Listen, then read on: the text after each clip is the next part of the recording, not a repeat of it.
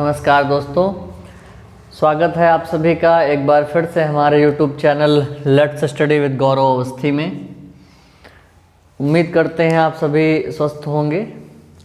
दीपावली की छुट्टियां हम लोगों ने मनाई काफ़ी अच्छे से और एक बार फिर से पढ़ने की श्रृंखला में आज जिस टॉपिक को लेकर के हम उपस्थित हुए हैं वो है हमारा बुद्धि, इंटेलिजेंस। एक टॉपिक है, महत्वपूर्ण है हमारे टेट के लिए भी और एसटेट या सीटेट आप जो भी कहें, विभिन्न परीक्षाओं के लिए जो हम लोगों के क्षेत्र से संबंधित हैं। वीडियो को क्रम से देखने के लिए हमने आपसे बताया कि चैनल पर जाएं और जा करके आपको होम पेज खुलेगा। चैनल पर जा करके होम के बाद ऑप्शन आपका वीडियोस का मिलेगा और इस वीडियोस पर क्लिक करने के पश्चात आपको ऊपर से नीचे की तरफ 20, 19, 18, 17 इस क्रम में वीडियो मिलेंगे। तो सबसे नीचे 1 से शुरू करके आप क्रमबद्ध रूप से पढ़ सकते हैं, नोट्स भी बना सकते हैं उसके। और ऐसे आपको इसके बाद प्लेलिस्ट का ऑप्शन भी लिखा मिल जाएगा। तो हमें इस वीडियोस में जाना है, प्लेलिस्ट हमने बनाई नहीं है और होम में आपको पूरी वीडियोस दिखेंगी नहीं। तो इस ऑप्शन पे आप जा करके वीडियोस एक लाइन से देख सकते हैं। फिलहाल हम लोग जिस टॉपिक को शुरू करने जा रहे हैं वो हमारा इंटेलिजेंस है, बुद्धि है। और जो बुद्धि है ये हमारे व्यवहार को, हमारे व्यक्तित्व को परिभाषित करती है। बहुत सारे मनोवैज्ञानिकों ने बातें कहीं, बुद्धि को लेकर के कोई एक मत परिभाषा नहीं रही। बहुत सारे मनोवैज्ञानिकों ने अपनी अपनी पुस्तकों में बहुत सारी परिभाषाएं इसकी अपने अपने विवेक के अनुसार दी। हालांकि कुछ बातें अगर हम आपसे करें जो हमारे लिए महत्वपूर्ण है तो कुछ चीज़ें हमने लिख रखी हैं। जैसे बुद्धि के जो पक्ष हैं हमने बता रखे हैं कि जब परिभाषाएं बननी प्रारंभ हुई तो इन पक्षों को ध्यान में रख करके बनाई गई। उनमें से जो बुद्धि के पक्ष हैं वो 3 हैं। पहला है संरचनात्मक पक्ष, दूसरा है कार्यात्मक और तीसरा है क्रियात्मक पक्ष। स्ट्रक्चरल, फंक्शनल और ऑपरेशनल, ये 3 पक्ष हैं बुद्धि के। और संरचनात्मक पक्ष कहता है कि बुद्धि क्या है। ये जो पक्ष है ये बुद्धि के क्या के स्वरूप को पूछता है कि जो बुद्धि की संरचना कैसी है, उस संरचना, उस स्ट्रक्चर के बारे में बात करता है। जो कार्यात्मक पक्ष है वो कहता है कि बुद्धि कार्य कैसे करती है, क्या जो हमारे व्यवहार हैं उन व्यवहारों के पीछे का प्रभाव क्या है, बुद्धि के कार्य करने के तरीके क्या हैं, वो कार्यात्मक पक्ष कहता है। और क्रियात्मक ऑपरेशनल पक्ष कहता है कि बुद्धि की क्रियाएं कैसी हैं, बुद्धि किस रूप में कार्य करती है, किस प्रकार कार्य करती है। तो ये 3 हमारे पक्ष हैं और इन पक्षों के आधार पर बहुत सारे मनोवैज्ञानिकों ने अपनी अपनी परिभाषाएं दी। उन परिभाषाओं की हम लोग चर्चाएं करेंगे और उनमें से काफ़ी समय बाद एक परिभाषा निकल करके आती है। एक व्यक्ति का नाम आपने सुना होगा, बोरिंग महोदय। इनकी एक मान्य परिभाषा सबसे पहले आती है, 1923 के आसपास आती है और ये कहते हैं कि बुद्धि वही है जिसका परीक्षण किया जा सके। ये कहते हैं कि बुद्धि वह है जिसका परीक्षण किया जा सके, परीक्षण किया जा सके। तो ये पहली मान्य परिभाषा आती है बोरिंग की, जो कहते हैं कि बुद्धि वह है जिसका परीक्षण किया जा सके। हालांकि इसके पहले हम लोगों को जानकारी होगी कि इससे पहले 1905 में पहला बुद्धि परीक्षण आ जाता है और वो परीक्षण करने वाले होते हैं अल्फ्रेड बिने। आगे बुद्धि परीक्षण जब पढ़ेंगे तो इनकी चर्चाएं विस्तार से होंगी।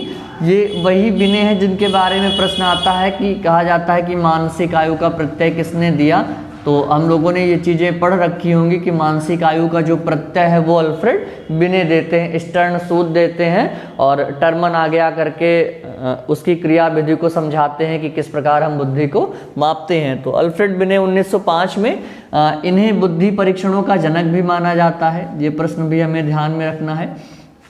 तो बुद्धि परीक्षणों का जनक माना जाता है अल्फ्रेड बिने को और मानसिक आयु का प्रत्यय देने वाले भी अल्फ्रेड बिने होते हैं। 1905 में बुद्धि का पहला परीक्षण आता है 3 से 15 वर्ष तक के बच्चों के लिए।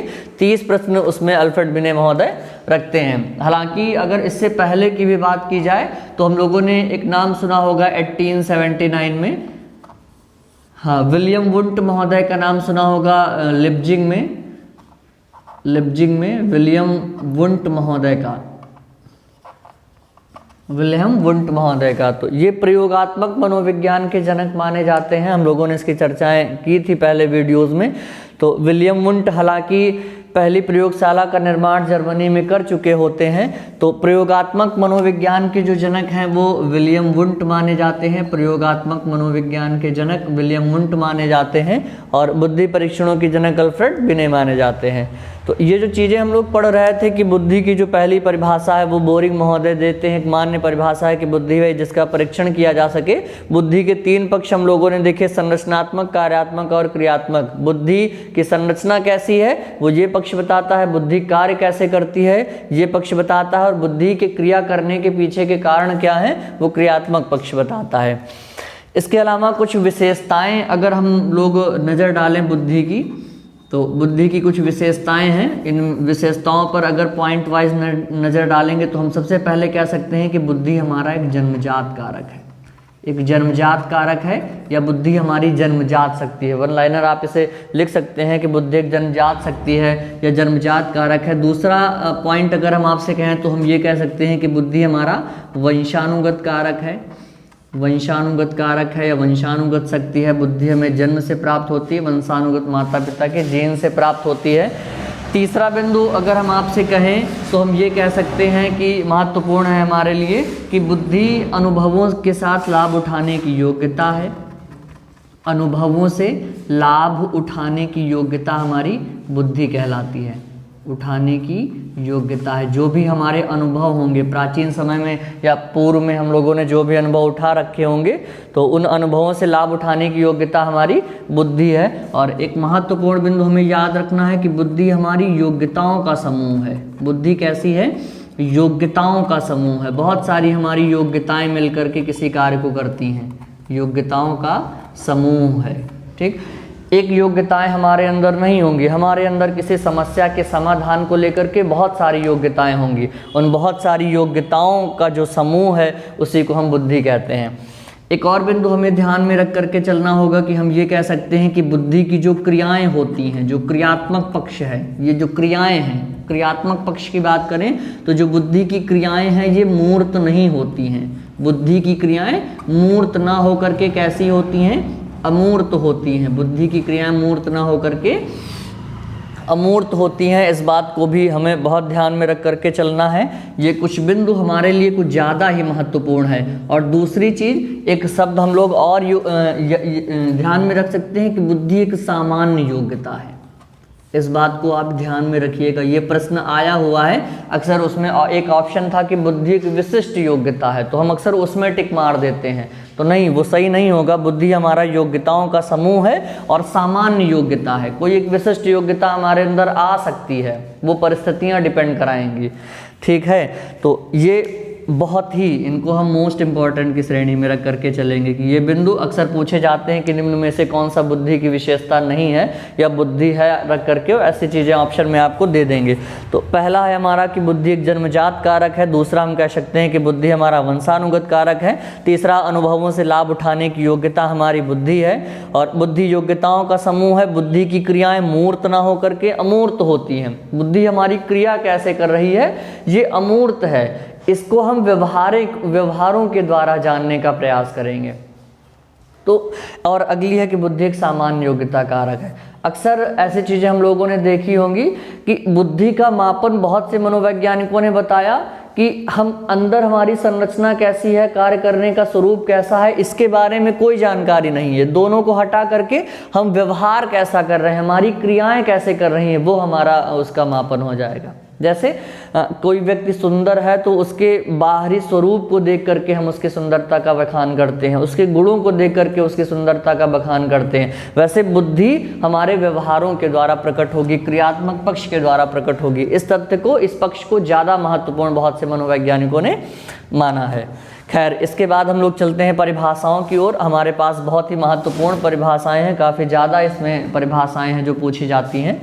तो पहली जो परिभाषा है वो है बुद्धि को लेकर के कि बर्ट महोदय देते हैं कि बुद्धि अपेक्षाकृत नई परिस्थितियों में समायोजन की जन्मजात क्षमता है। ये दोनों सब ध्यान दो, अभी हमने बताया जन्मजात कारक है ना, बुद्धि एक जन्मजात इसकी विशेषता है। और एक पॉइंट आया कि समायोजन, हम परिस्थितियों के साथ समायोजन कर ले जाते हैं, यही बुद्धि है, ये बर्ट महोदय कहते हैं।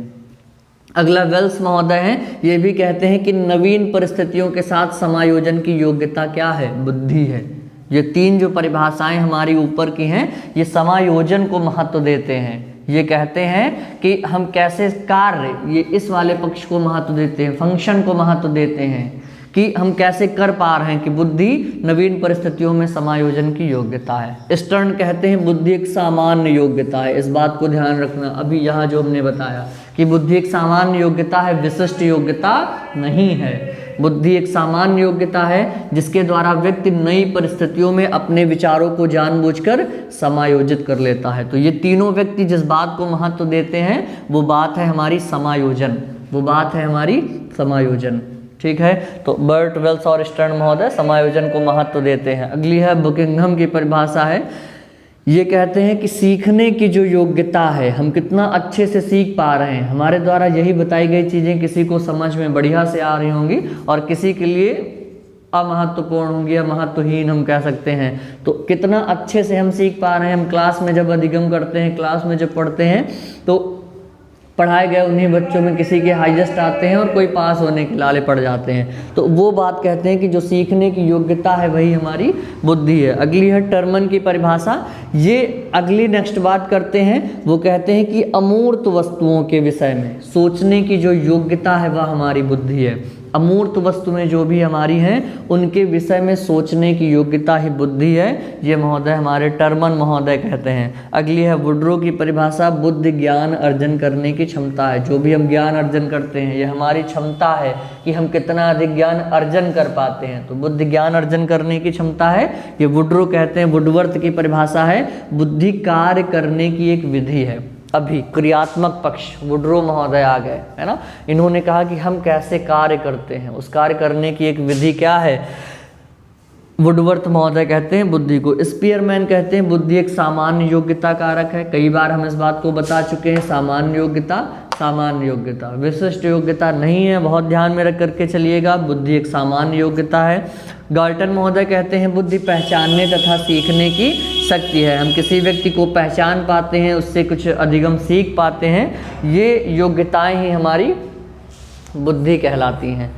और इन चीज़ों को, ये जो बुद्धि है इसे बालक जन्म से लेकर के पैदा होता है। जैसे इनकी परिभाषा में हम कह सकते हैं कि बालक जन्म लेता है, जन्म लेने के बाद वो अपनी माता के पास या अपने पिता के पास हिला मिला रहता है।